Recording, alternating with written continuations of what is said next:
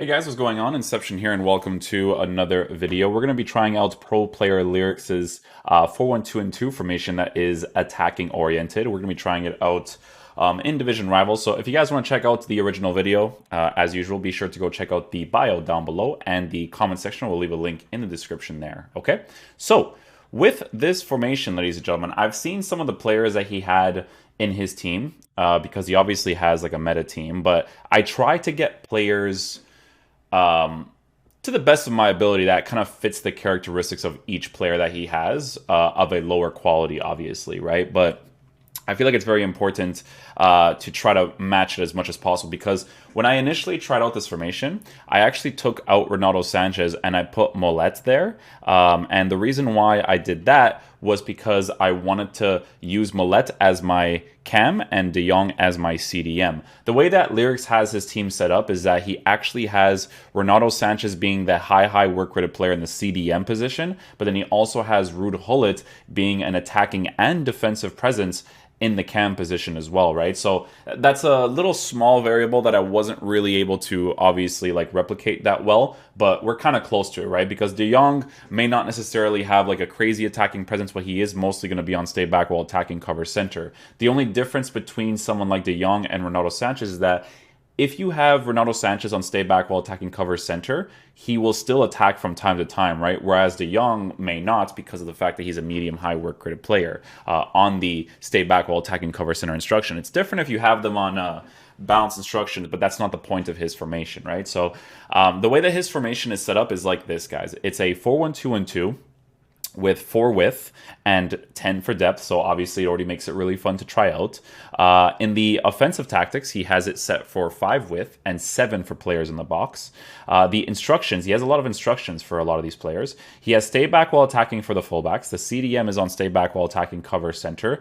The cam is on come back on defense and get into the box for the cross, so Ronaldo Sanchez being how he is, it actually kind of works out really nicely. Gelson Martins is on come back in defense, stay wide, get in behind, and get into the box for the cross. And then Dembele is also on come back in defense, stay wide, get in behind, and get into the box for the cross.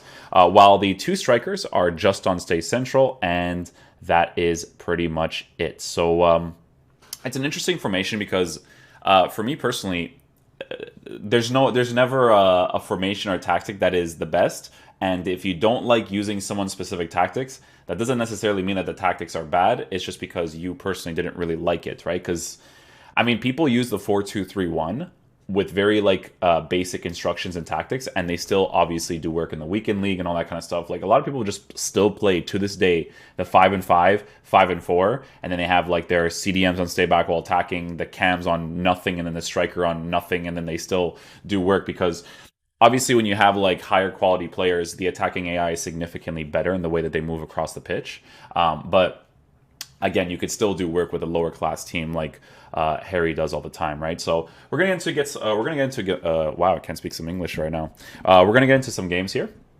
I'm going to show you guys some highlights of the types of goals that I scored, and then we're going to be talking about what the team is like in the defensive area and what the team is like in the attacking area, and whether I personally like the formation or not. So yeah, let's get into the highlights.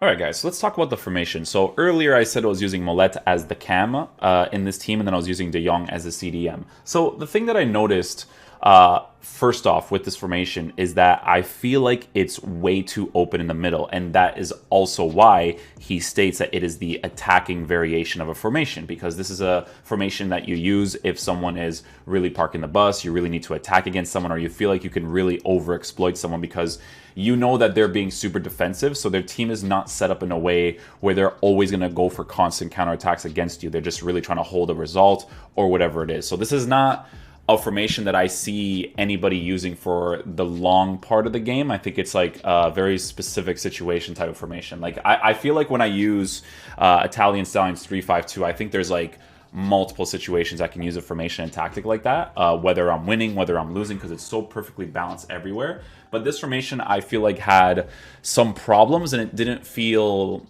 special, I guess, because of the players that I was using, or because it just doesn't fit my playstyle, right? So let's talk about some of the positions on the pitch. So the back four is perfectly fine.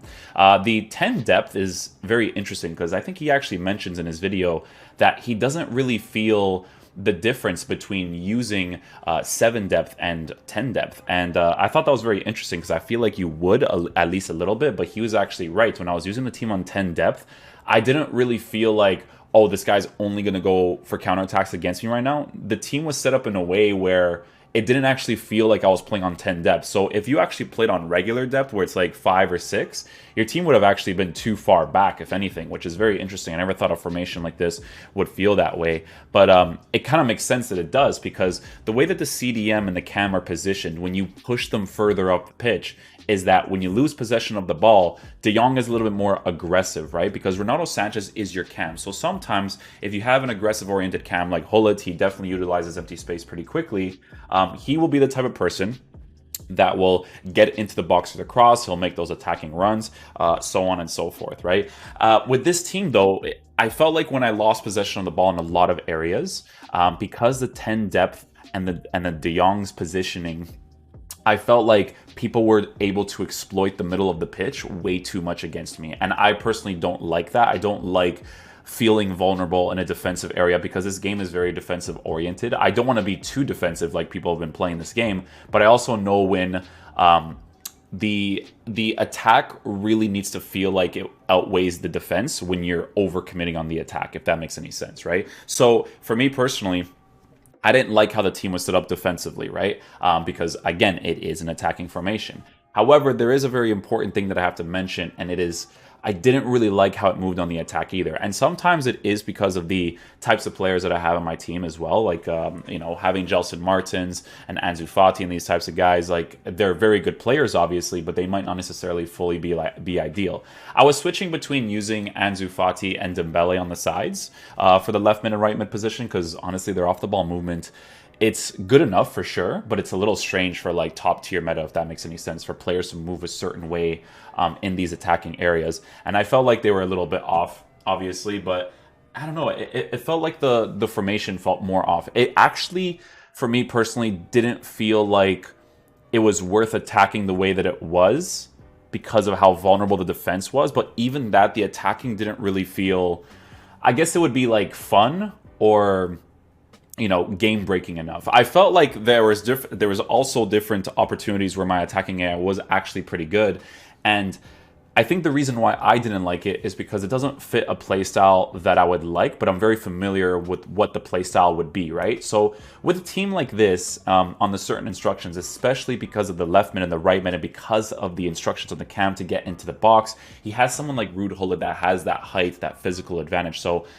this team is very oriented around stretching out the pitch as much as possible, right? Because you have your 3 attackers and your 2 strikers, your cam, and then sometimes your CDM, right? Your CDM is kind of like in the middle of the park, obviously. So he's still part of your attack if you were to bring the ball back, right? But the whole point of the formation is to utilize the get in behind instruction, stay wide instruction on the side players so that when you build up the attack and these guys make these oncoming runs going forward, they would cross the ball into the pitch because of that driven cross. If it was just like regular crosses I feel like wouldn't be as effective, right? But because that new driven cross is a thing in this game, it's basically when you hold R1 or RB and you just do that like swerve cross, that's where it's really, really effective because I noticed that specific pattern on the pitch when I was attacking. Yes, there were moments where I could definitely bring the ball back from my left mid and right mid and push it to my CDM and then push it forward with my 2 strikers and cam.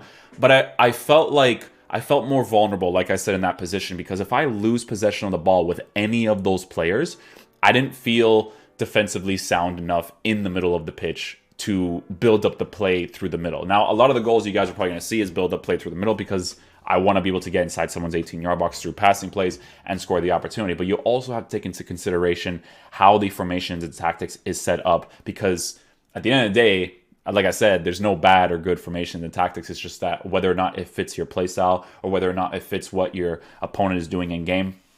I'm just going to say from a personal level, I wasn't crazy about this formation. It's definitely not a formation I'll use in the future because it just didn't feel special. It didn't feel like the attacking AI was doing stuff for me that no other formation could do with regards to the strikers on stay central, the cam on get into the box and stuff. Like I didn't really feel like there was like this huge significant difference in the attacking play. Like when I use Japes' 4-3-3, or I use it was Japes' 4-3-3 and Italian Stallions 3-5-2, you definitely notice a lot of the very different variables with those formation. Like you can see it, you can feel it. Your players move a certain way. Your players behave instinctively because of other players.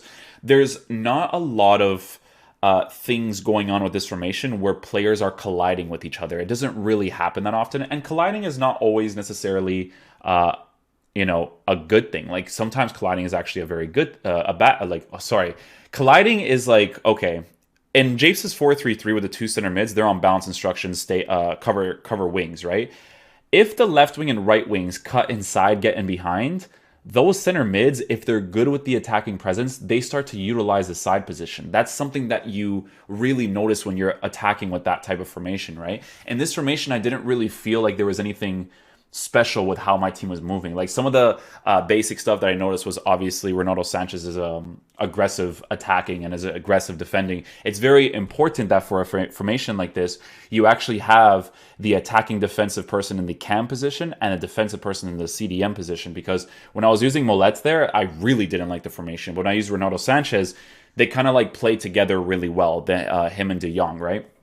But yeah, something just felt really off with the formation. I wasn't necessarily completely fond of it. I could definitely see why it works really well because of the way you would attack the defense if someone is set up a certain way, especially if they're defensive, right? And especially if you're going for the counterattacks too. So I do think that some of the players that I had may have played a part for how the formation played in game, but it's important to trial the formation and tactics with different types of players to see if it can fit a lot of different stuff. But even still, I don't think, even if I had a really good team, I would like the formation. But obviously, when I play FIFA, I look for sentimental value and also for a good meta concept. And just didn't feel that too much with this formation. I really liked... it was the same thing with like Run the Full Markets 442. I wasn't like crazy about it, but he obviously does a really good job with it. But so far for me, it's been Italian Stallions and Air Japes' formations that have really made the game more fun for me. It's just the way that the players move that I enjoy the most. So yeah, hopefully you guys enjoy this video. I'll catch you guys for the next one.